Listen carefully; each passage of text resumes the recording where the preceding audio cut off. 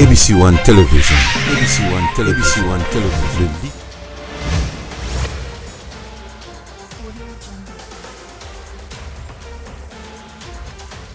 Parle inondation, lelo na Kinshasa, ba dégâts au Mbula ezo causé. Laissez-moi vous dire que l'Obimboule bêta qui presque toute la matinée, token en même petit à 12 heures. Je vous dis, ba dégâts salaki. Lelo penatongo à l'heure où je vous parle, Mboule beti. Kinshasa est commis salité, Kinshasa est commis pasipo na koleka. Bino mon pe boyebi, la police o ya biso awa, balingaka batu basala musala te balakisa mabete na ebite. To yebi ke ba signa décret moko à l'époque, il y a président Joseph Kabila que mutu azana droit ya ko filmer, to ko kanga photo na ba endroit public nyonso. Oh ya zanango pour ça, à part na ba endroit stratégique, lokola aéroport, ba prison, ba banque, wana de ba pekisa parce que wana mabe sala makana ba camp militaire, wana il faut ozwa accès pour ça ba endroit mo stratégique. Mais biso na République démocratique du Congo, au monde nga na bimi karata na moi coin a na sala mo émission boy, la police yi au ordre des missions. Oh boy, ceux qui va moni caméra ba kangi, mais so ba moni téléphone ba o kangate. Na éviter so ba police n'a pas comprendre vitesse au 21e siècle et kende na ngote. Na 21e siècle mutako ya wana zape na caméra cachée, azu image koleka kutu muto atsepe na caméra bomoni. Yango moni balobaki na 21e siècle oyo, il sera interdit d'interdire, c'est-à-dire ba opexande batu ba pekisa. Po makambo nyonso et comme nango déjà grâce à technologie yozo mona mutini tazo sala selfie na téléphone mais azo filmer yeba ko inquiéter te menga sona bimika na micro na nga boy na caméra oh maman autorisation oh boy babandi ko luka makambo oh note note ya référence oh maman pesa biso ordre d'émission oh maman sala boy ne bomoni parce que nazaki na posa na tourner émission oh na bala bon mona nde Kinshasa eza salité mais et ko empêcher biso teto mona ba dégâts oyo Mbula ezo sala na osenga na fali matoko a proposé biso déjà image na biso ya liboso et sika bo mona mai etondi wana tozana Kingabwa s'il vous plaît tozana Kingabwa mai etondi ekanisi singa de anenge ba na Egypte bazaye ko katisa mer rouge kuna siko tout kaka différence ya po minami tuka peso katisa mer rouge mituke dindi donc botala ndenge Kinshasa ezobeba c'est parti. ABC One Television. ABC One Television. ABC One Television.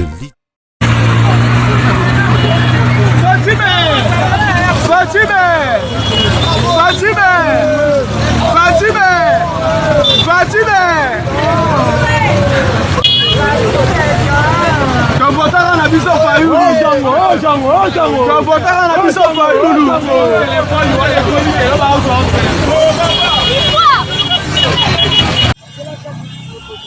Zira. Mama na ngai. Yes.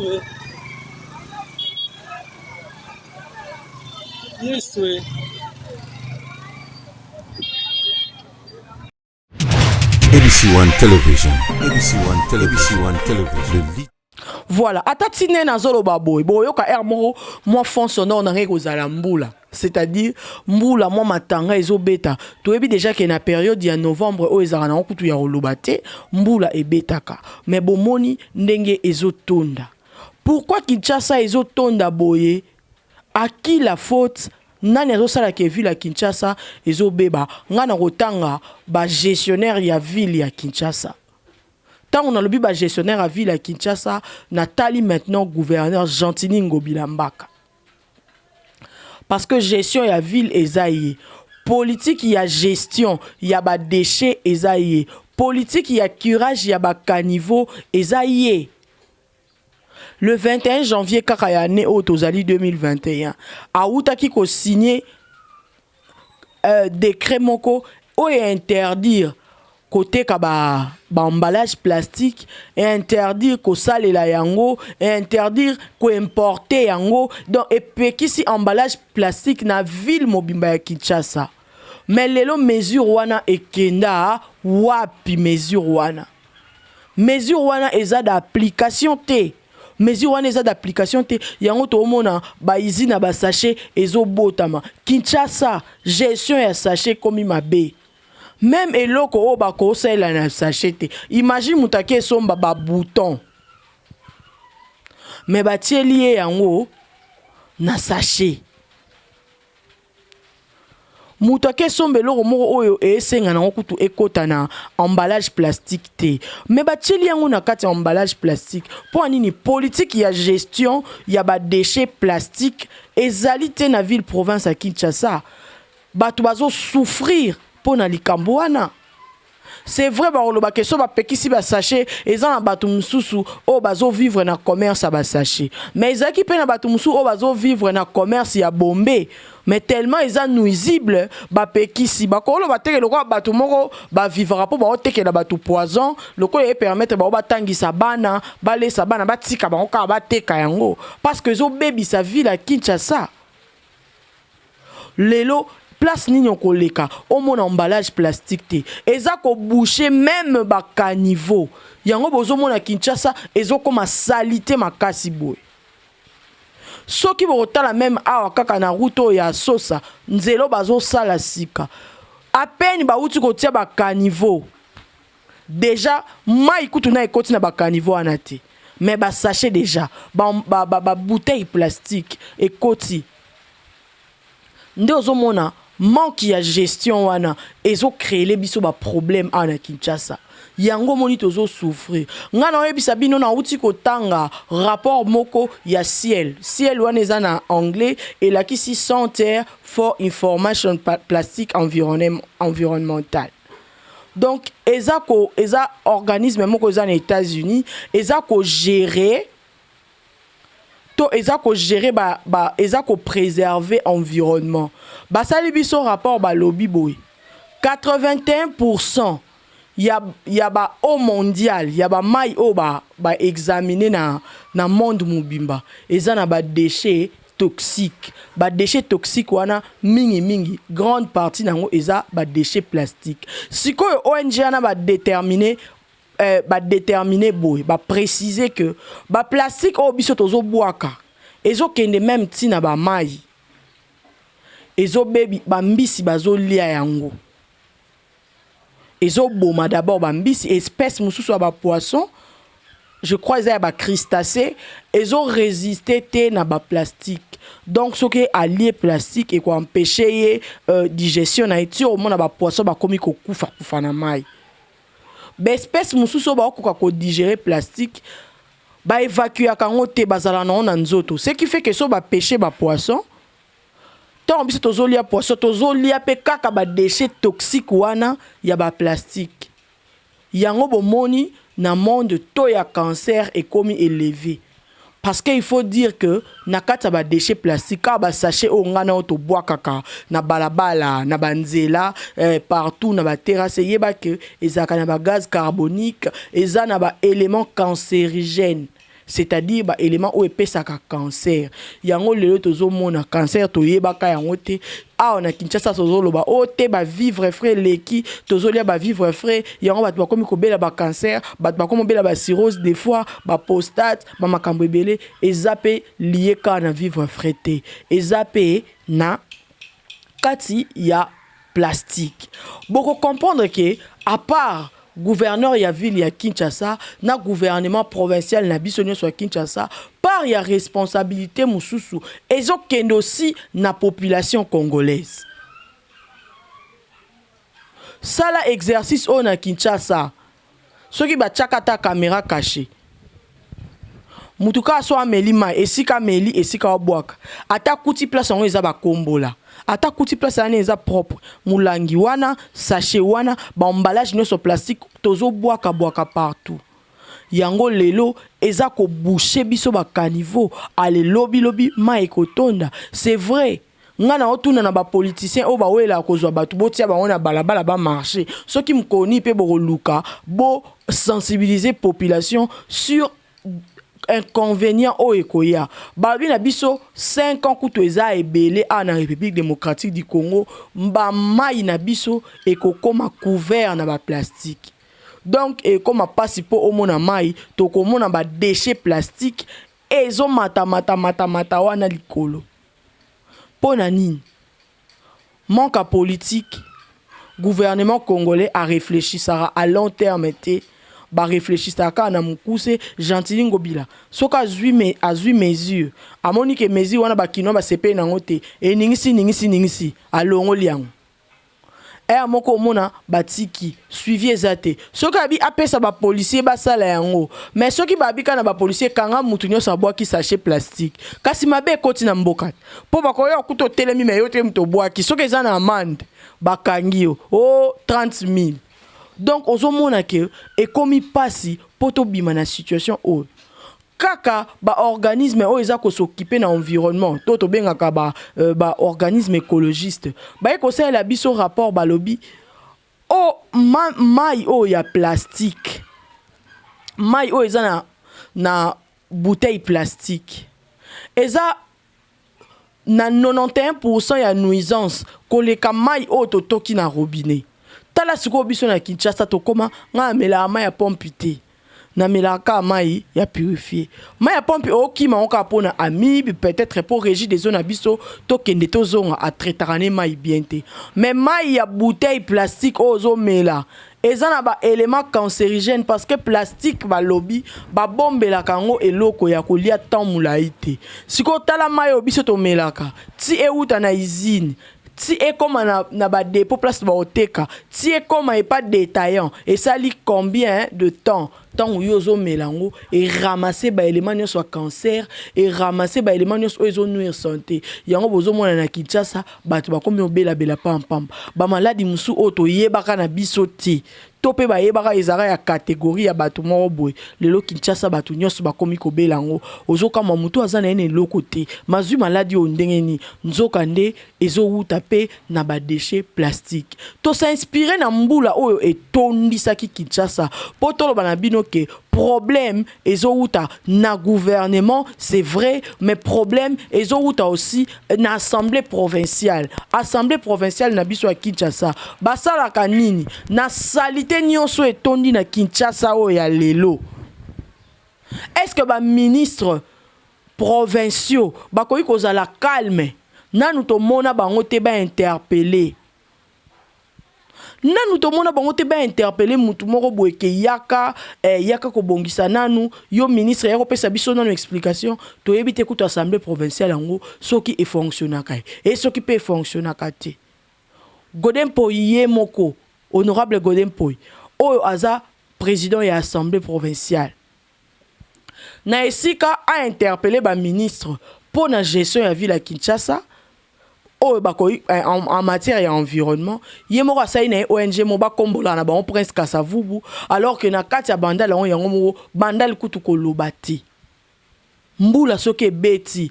Oh so moi j'habite Bondal. Vantaro ba ko sala biso na bandal le to mona on soute bandal est comme salité moko impossible. Na ba tinel, ba déchets plastiques. Na ba terrasse kolobate maiko kote la batu na bandaku. Pourquoi?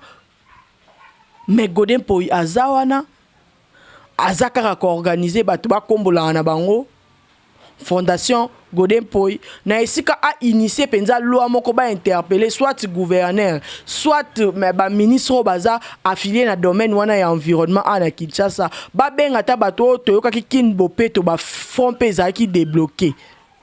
Batu na bango to komi wapi parce que Kinshasa ezo koma salité chaque jour. Ba mesure ni bazozwa contre ba emballage plastique pour Kinshasa et revêtir quand même sa plus belle robe. Batu na pe Gentili Ngobila wapi suivi ya décret obimisaka le 21 janvier 2021 o epekisa ki bateka ba biloko plastique po batu bazongeli koteka yango et puis ba oteka yango makasi ba oteka yango pas abusivement.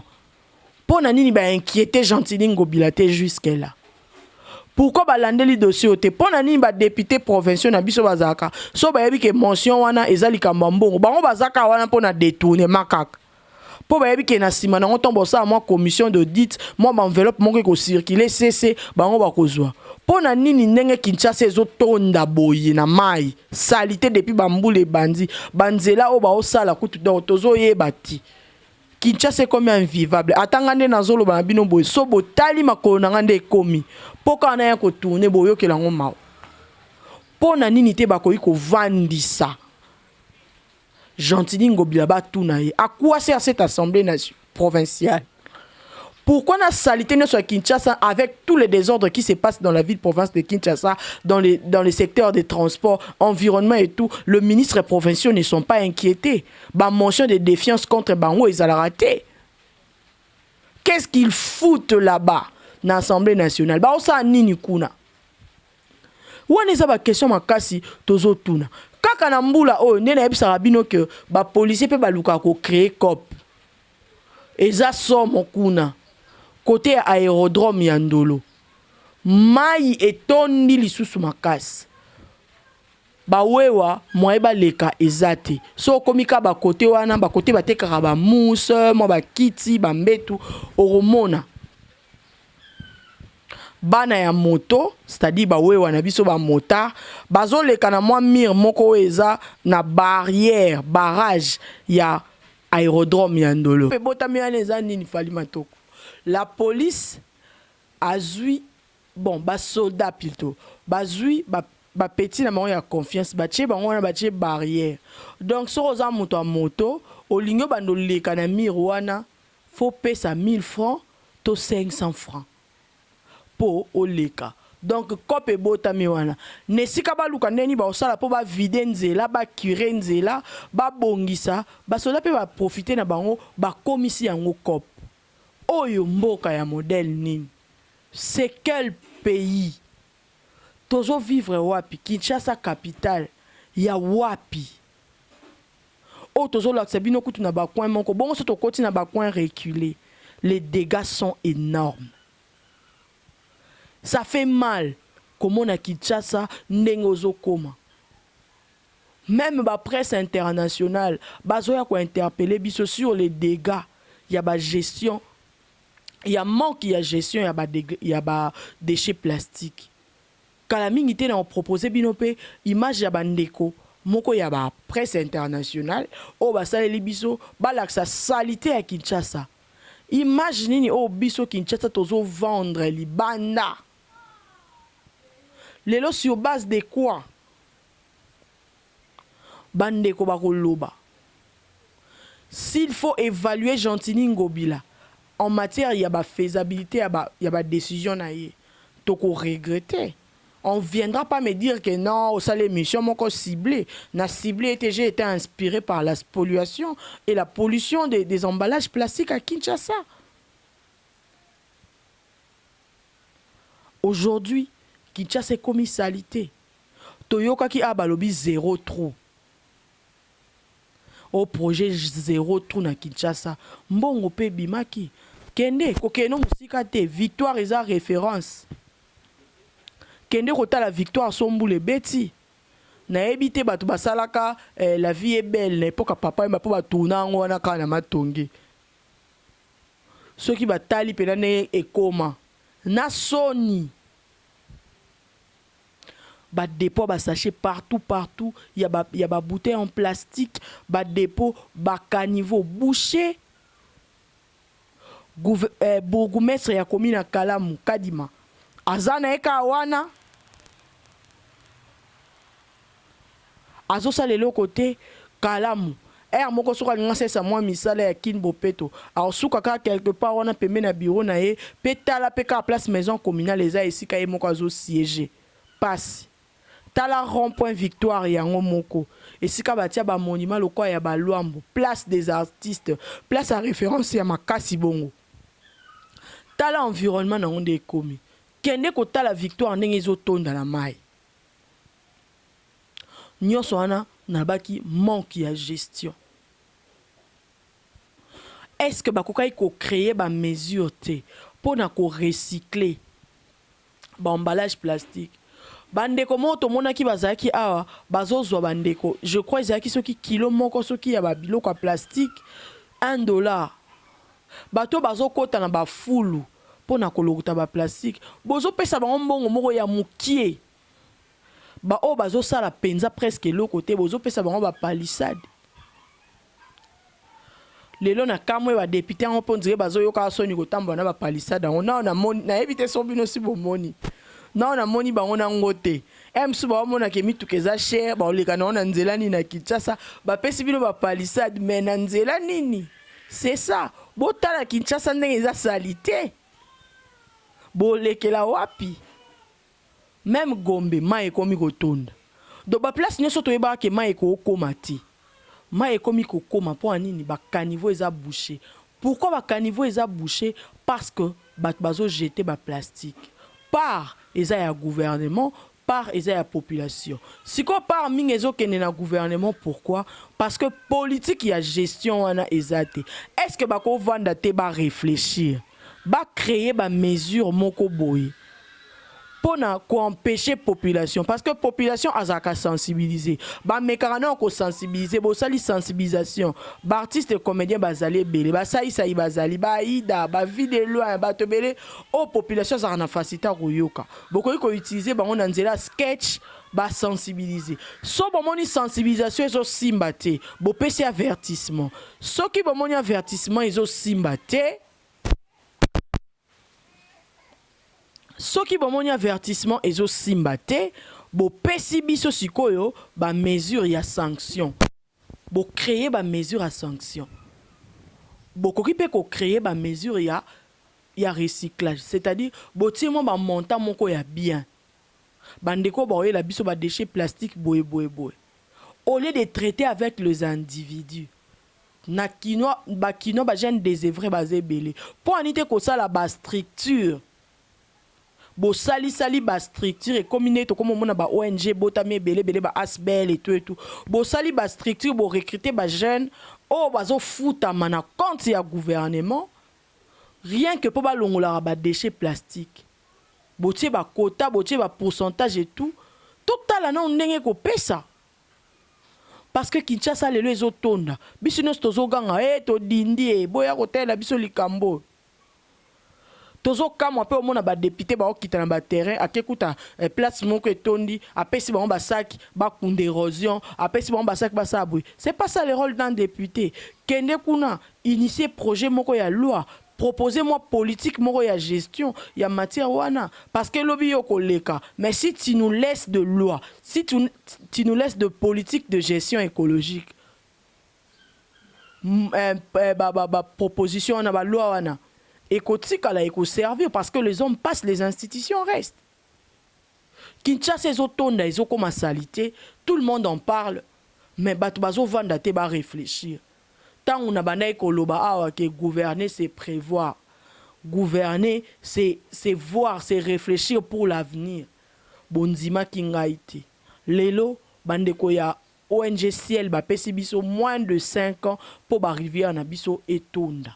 Ba poisson déjà bazo kufa déchets toxiques et leki na mai ba poisson bazo kufa o pe bazo kufa te o biso tozolia toyeba ke tozolia bango na ba déchets donc au lieu poisson yeba ke au lieu pe problème tout le fruit de mer o ko ikolia o nga na lingaka ngando o nga na salabo yeba ka uti na mai azana ba déchets toxiques o nga ba crabe nga ba crevette yeba ke tant ozolia yango bazana ba déchets toxiques o bazui parce que biso to polluer déjà to bebisi déjà environnement donc ba conséquences ezali bandeko o ya média international o na lobaki basali biso reportage o ezaya mukie mais balakisi manque ya gestion ya Kinshasa na salité o ezotonda na Kinshasa fali matoka ko proposer biso yango avant ngana bino toka bwana.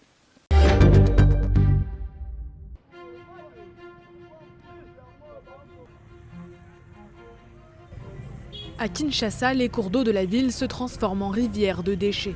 Lorsqu'il pleut, les détritus jetés dans le caniveau sont reversés vers les cours d'eau. Il faut qu'on choisisse des endroits là, il faut aller jeter des immondices. Et non pas qu'on les jette dans les riz, dans les caniveaux. Ça nous cause. Maintenant, il y a des inondations partout dans des parcelles. Les bouteilles plastiques se comptent par milliers. Une fois dans les cours d'eau, les déchets et le plastique se déversent dans le fleuve Congo et terminent dans l'océan Atlantique. Pour certains habitants, le phénomène est ancien. Bandit depuis 2004-2003.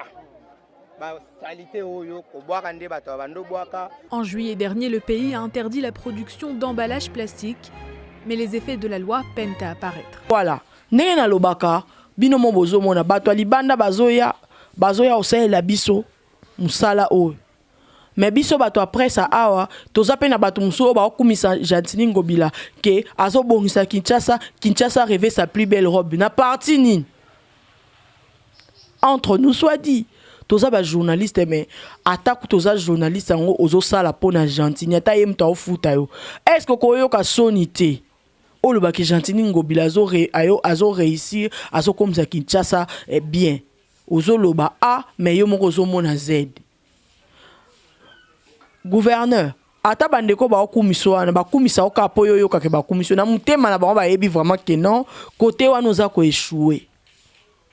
Alors tout ça la makasi peuple congolais avant bango ba luke la biso solution tout ça na no exercice o kabola vidéo o totika ko boaka ba sachet ba biloko no soit plastique partout n'importe où parce que eza ko baby c'est la biso ville eza ko sunga biso te ba banda pe ko gérer lisusu bande ko ba lorotela biso ba poubelle c'est vrai ko ba ke na boka sachet plastique na poubelle te na ke boka na nzela te na ke boka na poubelle o boki na pe na poubelle na yo mais bato ba ya ko zo poubelle tant ba ya ba zu ba ke boka on suka na mai parce que bazo boka ba salita on na mai boko landa ba bilikambo e banda depuis 2004 na reportage au Boutolanda babanda ko kipe yango te jusqu'à ce que ekomi boy. Alors ngana bino na ABC1 lelo tozaka ate pona ko pointer du doigt gouverneur, pona ko pointer du doigt ba député, pona ko pointer du doigt gouvernement na biso central,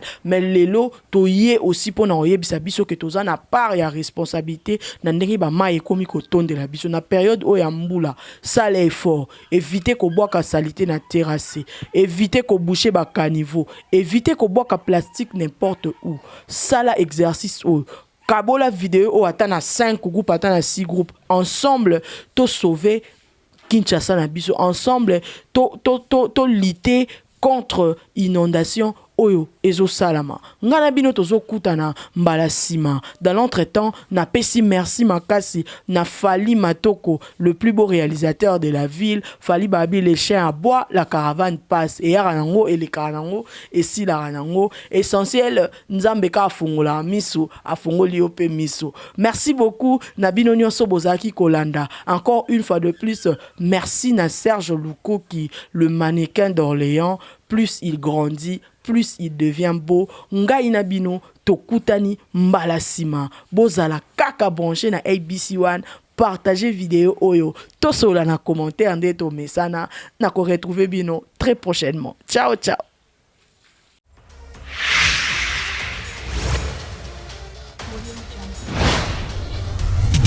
ABC1 Television. ABC1 Television. ABC1 Television.